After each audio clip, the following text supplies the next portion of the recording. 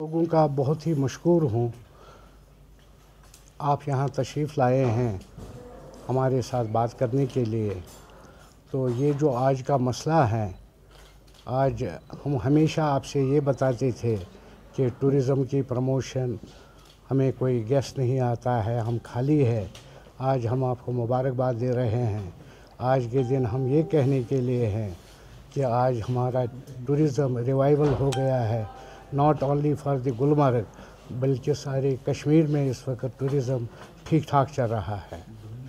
تو اس وقت میرے ساتھ ہمارے ہوٹلیئر کلب کے پریزیڈنٹ جو گلمرگ میں ہیں وہ ساتھ ہے، ہمارے سیکرٹری جنرل ہے ہمارے ہوٹلیئر کلب کے، وہ ہے ہمارے جو یہاں 8 ایسوسیشنز ہے ٹریول ٹریڈ کے، جس کے ہمارے منظور پختون صاحب ہے، شوکت احمد پختون صاحب ہے، ہمارے جو سب سے بڑے لیڈر اور پرانے ہمارے ٹریول ٹریڈ کے جناب اکرم سیاہ صاحب ہے۔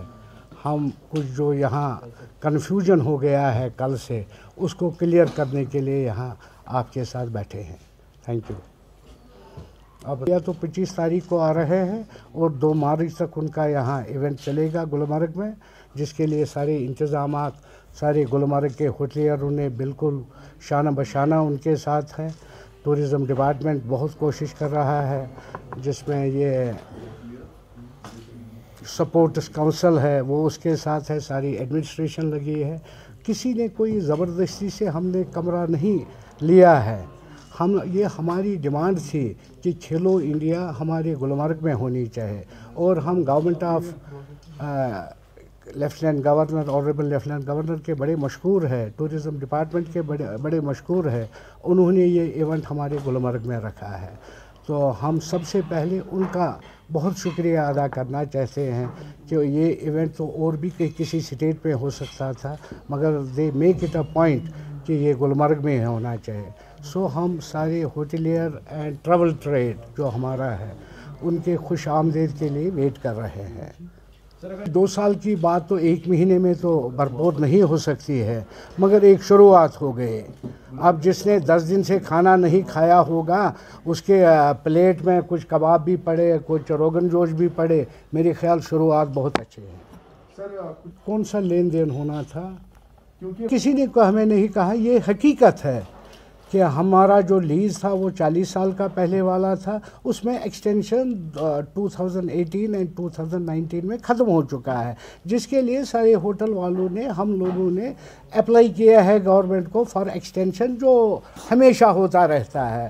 تو مگر ابھی تک ہمیں کسی نے یہ نہیں کہا ہم نہیں دے دیں گے۔ میں پرسوں ہی آنریبل گورنر سے ملا تو اس نے مجھے بالکل کہا کہ ہم آپ کو دے دیں گے، ہاں اگر کہیں غلط ہوگا، اگر کوئی قانون کے تحت نہیں ہوگا تو اس میں ان کو دیکھنا ہی پڑے گا۔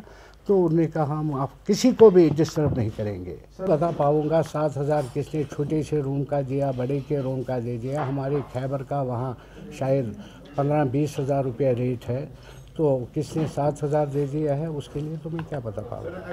یہ بالکل کوئی غلط خبر ہے۔ مجھے بھی بہت سارے میڈیا والوں نے فون کیا، میں نے اسی وقت، حالانکہ وہ مجھے اور کسی ہوٹل جو میرا تھا بھی نہیں، مگر مجھے پتہ ہے ایسا کچھ ہے ہی نہیں، تو یہ تو یہی نگیٹو خبریں، تو باقی کچھ نہیں ہے۔ کہ جہاں تک بجٹ کا مسئلہ ہے، ہوٹل کے لیے تو کچھ نہیں ہے، یہ تو حقیقت کی بات ہے۔